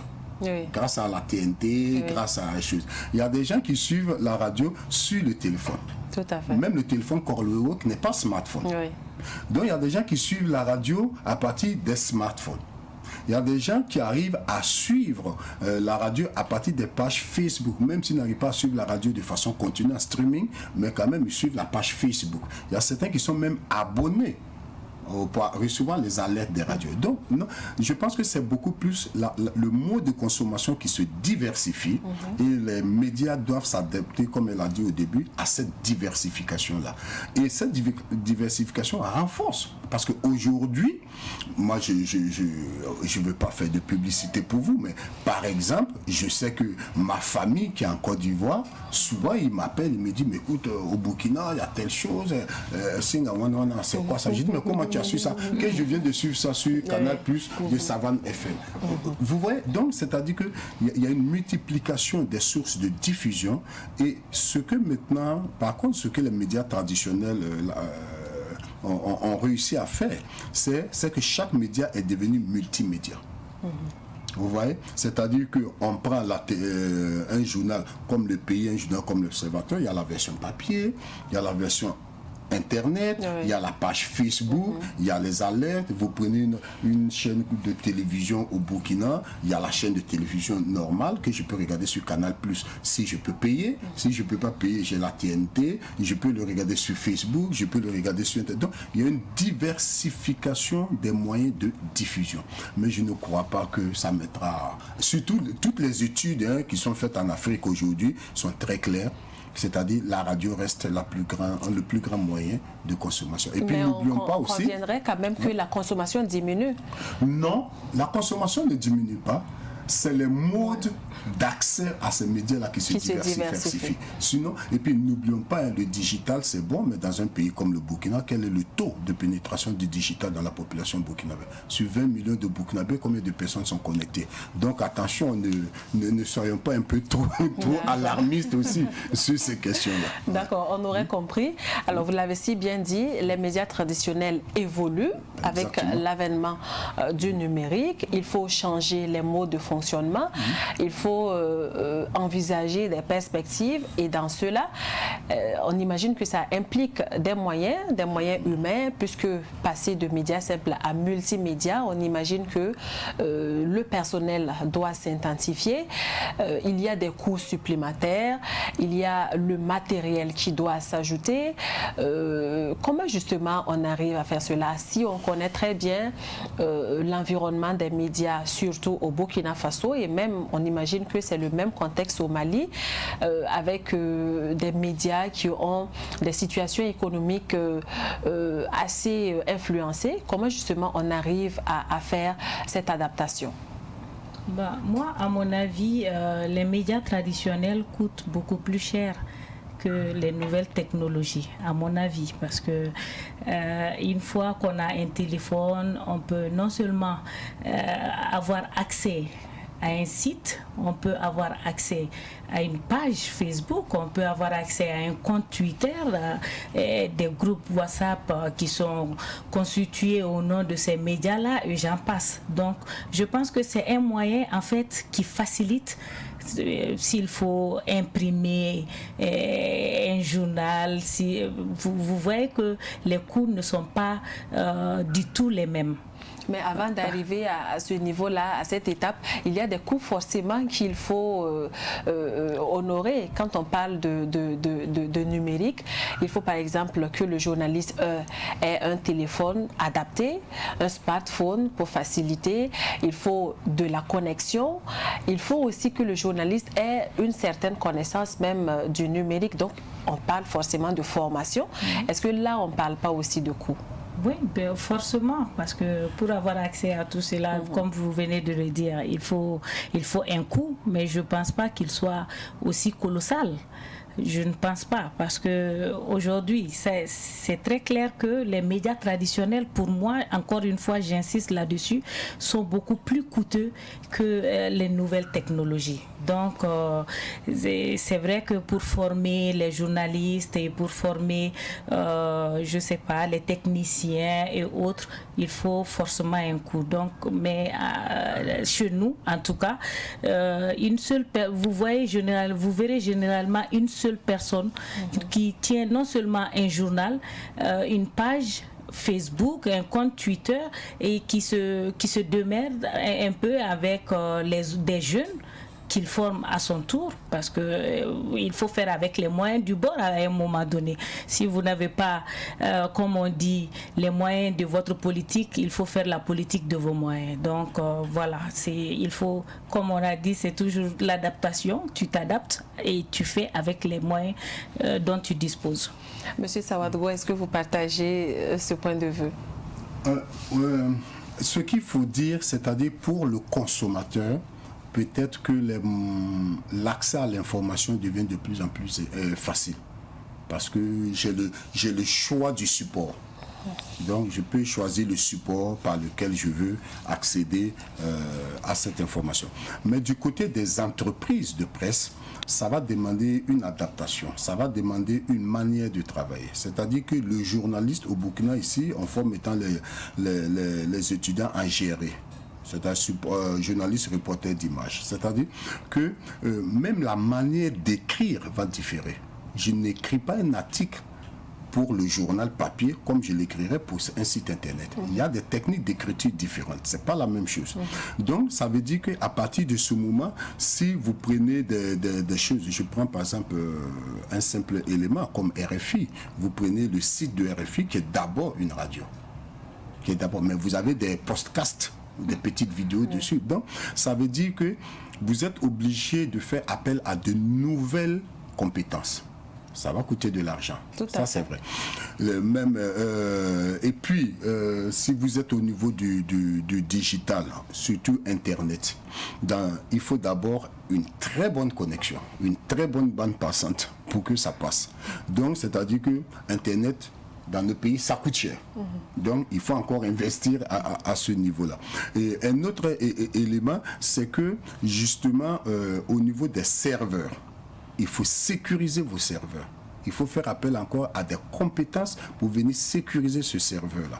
Et si on prend juste la page Facebook d'un média, c'est-à-dire qu'il faut des community managers qui puissent alimenter en temps réel cette page Facebook. C'est-à-dire qu'il faut encore recruter du personnel formé dans l'administration de ces pages-là. Donc oui, il y a les nouvelles technologies exige de nouvelles compétences, donc ça va demander un personnel plus adapté à ça. Et les maisons doivent investir dedans. Mais de toute façon, elles n'ont pas le choix.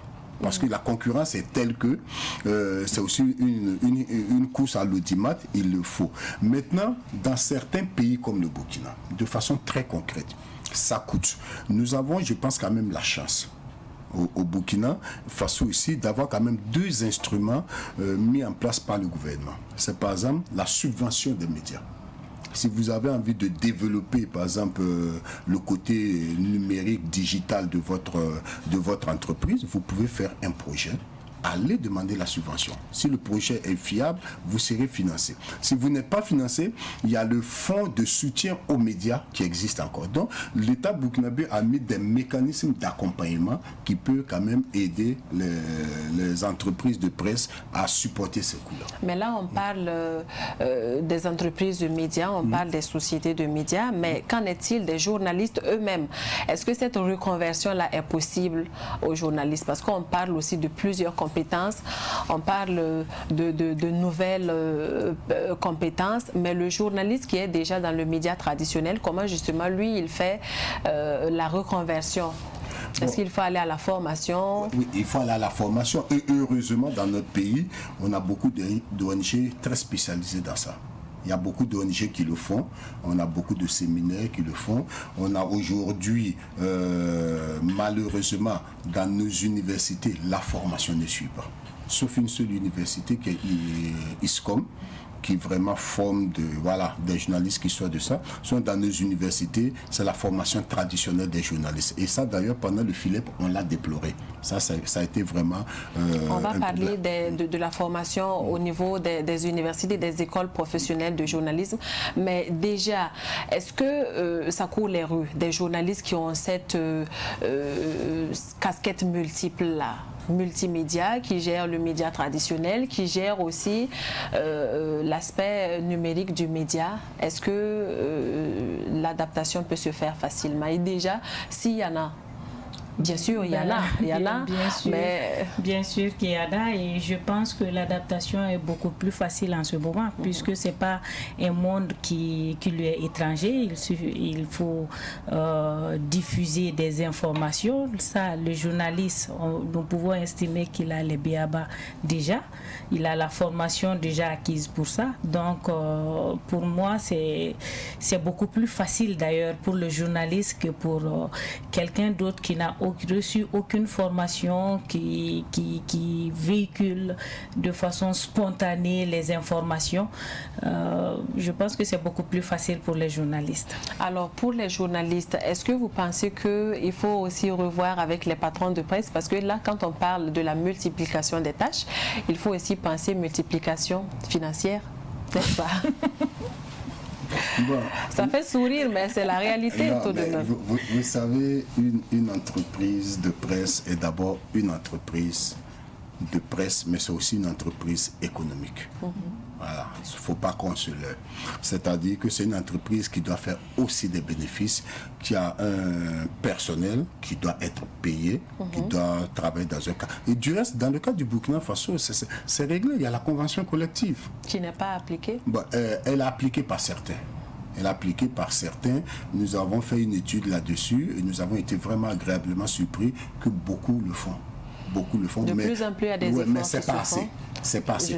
Par contre, à votre question, c'est vrai qu'aujourd'hui, on a des jeunes Burkinabés qui sont très calés dans les nouvelles dans la maîtrise des nouvelles technologies de l'information et de la communication.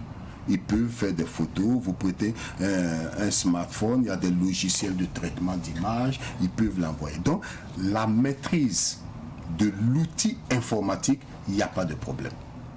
Le problème va venir du contenu qu'on met dans cet outil-là. C'est pour cela qu'au niveau de l'UNESCO, quand on a développé le concept de éducation aux médias et à l'information, c'est de dire il faut éduquer les jeunes d'aujourd'hui qui aiment communiquer, qui sont branchés, la génération 2.0 ou je sais pas, la génération Y, comme on veut. C'est pas le smart. Donc, il faut d'abord les former à la maîtrise de l'information. Parce que la maîtrise de l'information, il faut faire très attention. C'est une question de sécurité. Vous pouvez facilement balancer votre vie privée sur les réseaux si vous ne maîtrisez pas ça. Donc, on va former les gens dans la maîtrise de l'outil qui est les nouvelles choses, la digitalisation et comme ça. Maintenant, le problème, c'est quelle information on met dessus. Et cette information-là, comment je la construis? Qu'est-ce que je dois mettre comme information? Qu'est-ce que je dois retirer comme information? Parce qu'en journalisme, c'est clair, on vous dit que toute vérité n'est pas bonne à dire. Donc, il y a des vérités, ça doit faire plus de mal à la société, vaut mieux s'abstenir de le dire.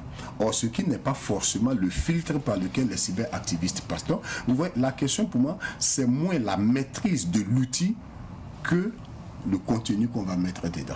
Et bon, maintenant pour les directeurs de presse, bon, c'est vrai, hein, quand on regarde le salaire de certains journalistes, c'est lamentable. Mais pour moi, ça c'est un travail syndical. Les syndicats sont là pour ça. La convention collective est là pour ça. Si on te propose un contrat de travail, tu lis ton contrat. Si ça ne te plaît pas, tu n'es pas forcément obligé. Ou bien un contrat aussi, ça se négocie. Donc, il y a tout un travail aussi. Il y a aussi la responsabilité personnelle des journalistes qui est engagée, qui acceptent des contrats ou de travailler sans contrat, et puis après, qui disent, mais ça ne va pas.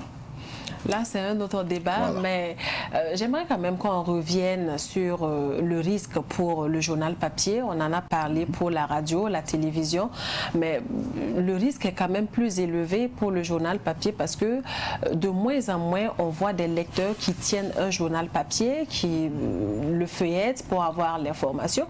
On préfère plutôt aller faire un clic sur Internet pour avoir l'information bien traitée sur Internet. Est-ce que le risque n'est pas plus élevé justement pour la presse écrite, le journal papier? J'ai d'ailleurs posé la question. Il a dit la radio ne risque pas de disparaître, pareil pour les médias traditionnels de façon générale, mais pour le journal papier, on dira que c'est un peu plus délicat. C'est vrai que vous savez, dans toute chose, il y a les avantages et les inconvénients. Donc, avant l'arrivée des téléphones portables, nous avions quoi? Nous avions des téléphones fixes Avant cela, nous avions quoi? Nous avions des moyens comme les chevaux, les chameaux et même les oiseaux qui servaient de canaux de communication. On communiquait avec d'autres personnes à travers ça. Maintenant, aujourd'hui, il fut un moment où il y avait des cabines téléphoniques partout qui rapportaient beaucoup d'argent, mais est arrivé après l'apparition des téléphones portables, les cabines téléphoniques ont disparu. Donc, c'est à la presse écrite maintenant de prendre les devants, c'est-à-dire de ne pas se laisser submerger par tout ce qui se passe et de se modifier peut-être en s'adaptant et en devenant une presse en ligne. Parce que beaucoup, comme vous l'avez si bien dit, de plus en plus, les gens sont portés sur les smartphones, les téléphones, entre autres, pour se renseigner. Même les télévisions, hein, je vous dis que Facebook, chez nous, est beaucoup plus suivi que la télévision nationale. Donc, oui, c'est très clair. Que la télévision nationale du Mali. Facebook, nous sommes tous portés sur Facebook. Et tout se gère sur Facebook, ça c'est clair. Les réseaux sociaux, au-delà des médias, ont pris le pouvoir même sur le pouvoir. C'est eux qui donnent souvent des orientations, des indications.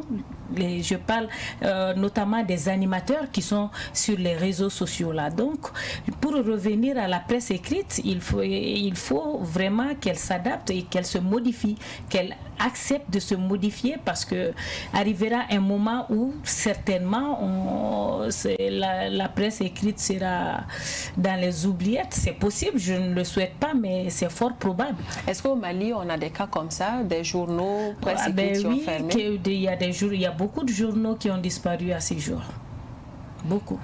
Mais comment ils ont fait l'adaptation? Est-ce qu'ils sont allés vers Internet ou bien c'est fini comme ça pour ces médias? Non, en fait, il y a des journaux qui ont disparu, d'autres partent dans d'autres entreprises de médias et puis voilà, d'autres deviennent des activistes, comme on aime à le dire dans le pays.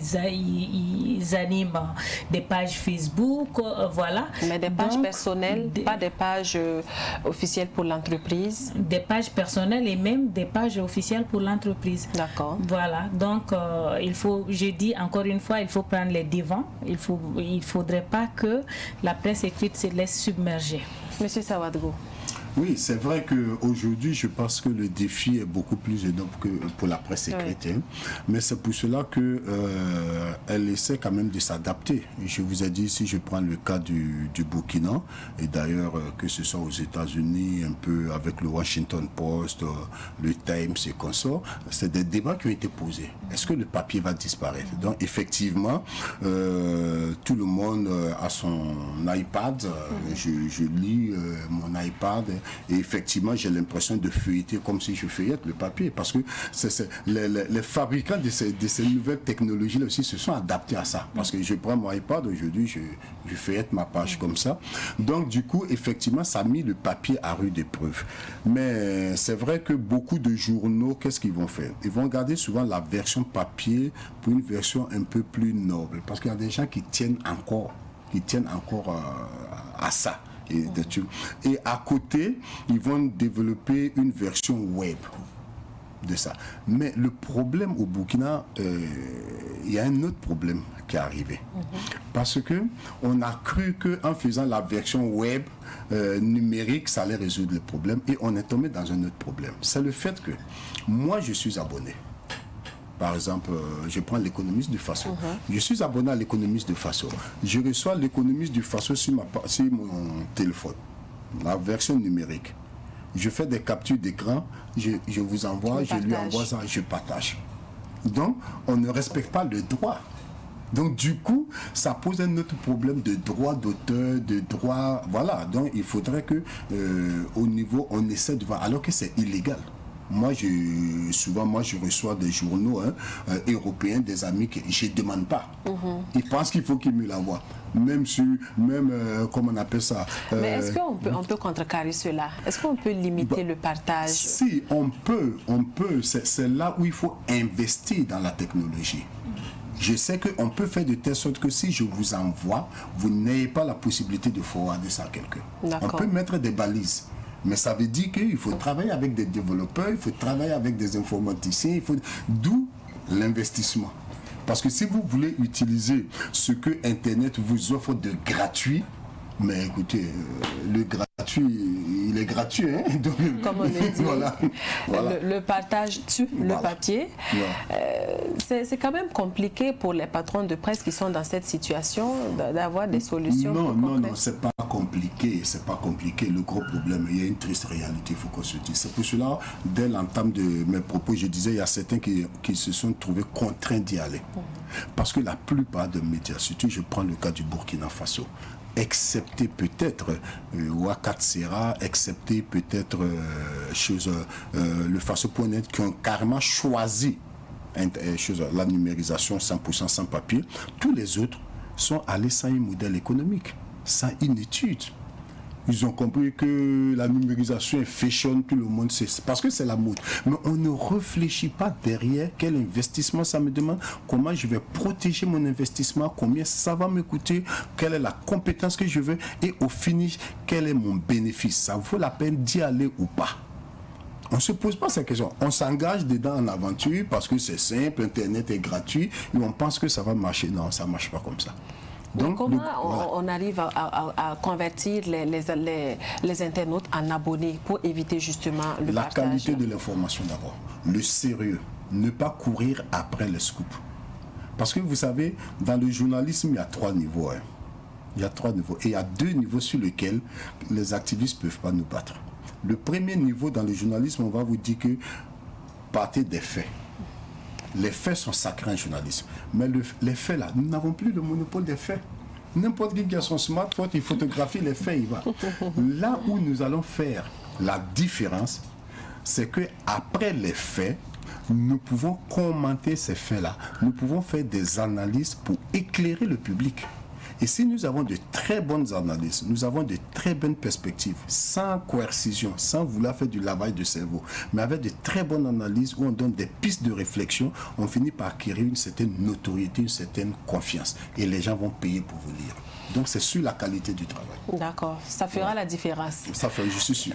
Ok, je reviens maintenant sur la formation à la base. On a tantôt abordé la question, quelle formation à la base pour que justement les journalistes qui sortent des écoles professionnelles de journalisme puissent avoir une certaine compétence, qu'ils soient polyvalents, qu'ils puissent porter plusieurs casquettes à la fois. Qu'est-ce qu'il faut faire au niveau école pour que la formation soit plurielle?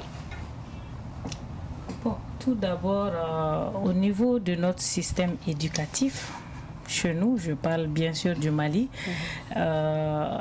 l'éducation, en fait, les cours qui sont dispensés ne reflètent pas en réalité la réalité du terrain, je veux dire. Vous faites une formation, mais qui n'a rien à voir avec le métier que vous allez faire plus tard. Donc, je pense que le métier de journalisme, une fois qu'on finisse avec les études, il faudra peut-être aller à la pratique. Parce que ça ne suffit pas d'apprendre le journalisme sur du papier. Sur des théories. C'est clair. Pour ce qui importe, c'est la pratique, la réalité du terrain. Parce que vous verrez de très bons journalistes. Théoriquement, ils sont imbattables. Mais sur le terrain, c'est autre chose. Vous verrez des grands journalistes qui nous donneront de grandes leçons, des leçons de morale, entre autres, mais sur le terrain, c'est des maîtres chanteurs. C'est des mercenaires politiques, c'est des laveurs de cerveau, comme on dit. Donc, en réalité, ce qu'il faut, tout est, comme je l'ai dit au départ, tout est une question d'éducation, mais après cela, c'est au journaliste lui-même de se former. Il se forme non seulement à travers le terrain, à travers les épreuves ou les événements auxquels il sera amené à être confronté, et ainsi de suite. Comment la formation peut se faire à la base? Elle le dit, il faut la théorie, il faut la pratique, mais on a vu des écoles au Burkina Faso, des écoles de journalisme, qui mettaient plus l'accent sur l'apprentissage théorique, qui axaient beaucoup plus sur la présence des étudiants en cours, ce qui fait que les étudiants n'avaient pas de possibilité d'aller sur le terrain. Alors, qu'est-ce qu'aujourd'hui on peut changer dans cela pour que quand même les étudiants en journalisme puissent avoir une base complète? Moi, je pense qu'il faudrait commencer par situer le journalisme dans son cadre originel. Je dis toujours qu'en journalisme, on est en sciences sociales. Le journalisme, c'est de la science sociale.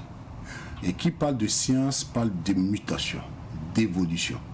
Et nous, en tant que journalistes, la science sociale, nous travaillons sur l'être humain, sur les relations, l'interaction.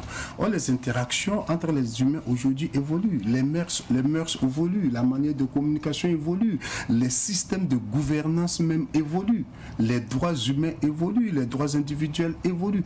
Le journaliste doit intégrer tout ça, d'abord, pour bien comprendre son milieu. La deuxième des choses, c'est que les outils de traitement et de diffusion de l'information évoluent. Les manières de consommation du public évoluent. Le journaliste doit comprendre ça. Quel est l'outil que les journalistes, le public utilise pour aller chercher l'information, pour consommer, comment on appelle ça, pour consommer l'information et adapter la diffusion de l'information au format de l'outil que les gens cherchent. Donc effectivement, ça va demander beaucoup de choses. Donc c'est-à-dire qu'il faudra que régulièrement dans nos universités là, on remet tout ça en cause. On change malheureusement. J'ai l'impression qu'on forme des rédacteurs. Ouais. Et puis après on les balance sur le marché. C'est pas ça. Moi, je trouve personnellement. Pour moi, un étudiant qui a une licence en journalisme, ça veut dire qu'il a fait au moins 3 ans. Oui. Je ne peux pas comprendre qu'après 3 ans d'études en journalisme, le mec n'a même pas écrit plus de 5 articles qu'on a corrigés.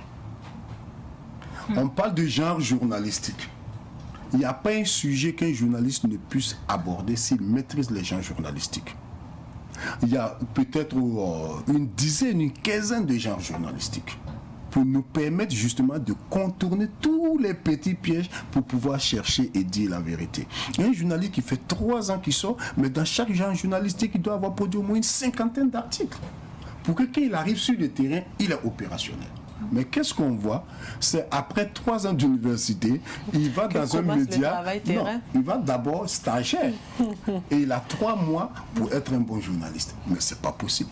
Donc c'est le système éducatif qu'il faut essayer de questionner, parce que voilà, le journalisme a évolué, la société a évolué, le journalisme doit être une autre personne qu'il était il y a 20-15 ans. Voilà. D'accord, c'est dommage que à l'issue de la formation des journalistes, des étudiants sortent, pour ne citer que des écoles de Palo Alto et compagnie. Alors, on est à la fin de cette émission, mais j'aimerais quand même qu'on fasse un petit tour de table pour une dernière question, peut-être avant de se quitter. Finalement, quelle résilience pour les médias traditionnels? Comment on peut... les astuces? On va terminer par les astuces pour terminer cette émission. Qu'est-ce qu'on peut faire concrètement, que ce soit du côté du journaliste, que ce soit de l'entreprise de médias, pour faire face justement à l'évolution numérique? Parce qu'aujourd'hui, on a des consommateurs de médias qui sont de plus en plus exigeants. On a parlé tantôt des contenus.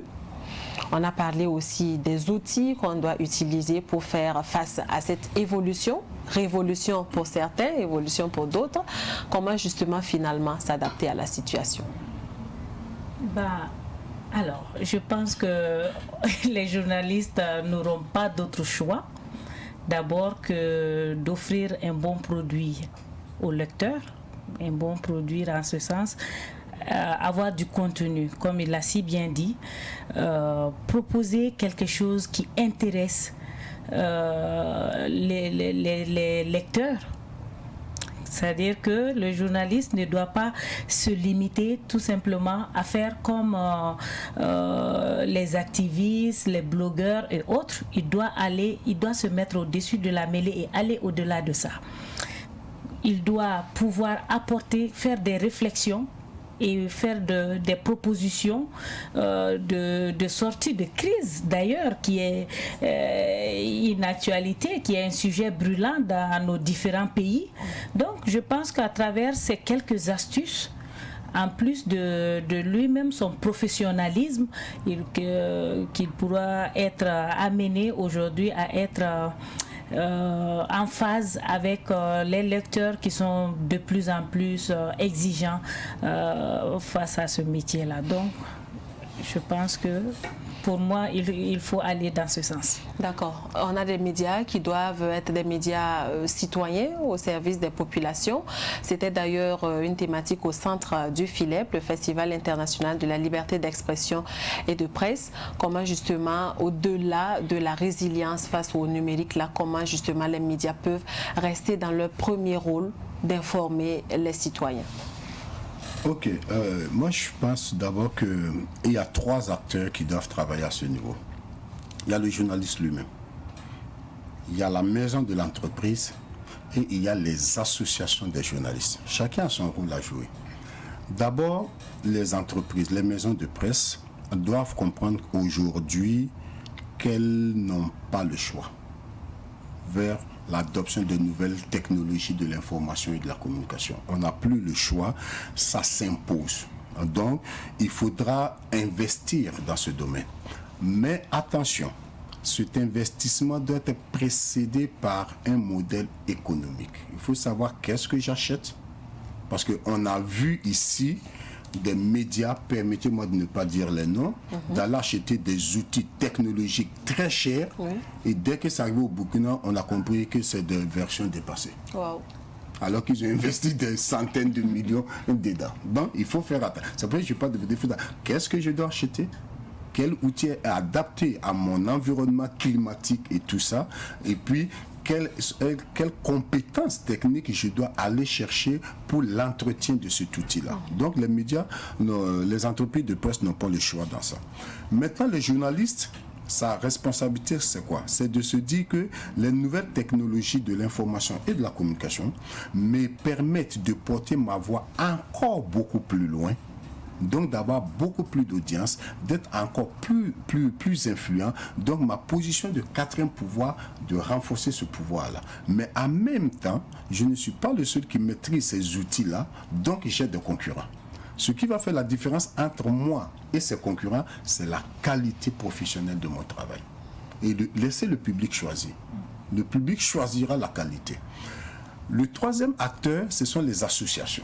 Rapidement. Voilà, les associations qui sont des associations normalement de renforcement des capacités, mais des associations, ça peut être syndicales ou renforcement de capacités, qui doivent accompagner les journalistes. Souvent contre les directeurs de publication qui ne veulent pas souvent investir, ou bien parce que l'appel de ces nouvelles technologies-là vont faire appel à de nouveaux droits, etc., pour pouvoir réfléchir sur l'utilisation. Regardez au Burkina comment l'utilisation massive des nouvelles technologies a poussé le gouvernement à faire réviser le code pénal pour pouvoir prendre de nouveaux crimes en compte sous prétexte que c'est pour la cohésion sociale. Donc je pense que chacun de ces 3 acteurs doit savoir quel rôle il doit jouer.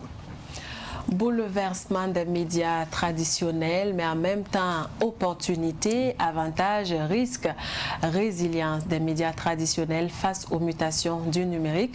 C'est le thème de ce numéro de 7 jours dans la savane. Thème qui a été décortiqué pour nous par Kadidia Fofana. Je rappelle que vous êtes journaliste malienne. Vous êtes au Burkina Faso dans le cadre, du FILEP. Oui, dans le cadre du FILEP. Nous avons également reçu M. Moussa Sawadogo. Vous êtes formateur en journalisme et vous êtes consultant du Centre national de presse Norbert Zongo. Merci à tous les deux d'être passés sur ce plateau. Merci. Merci à vous qui nous avez suivis. Je vous souhaite de passer une très bonne suite de programmes sur Savane TV. À bientôt.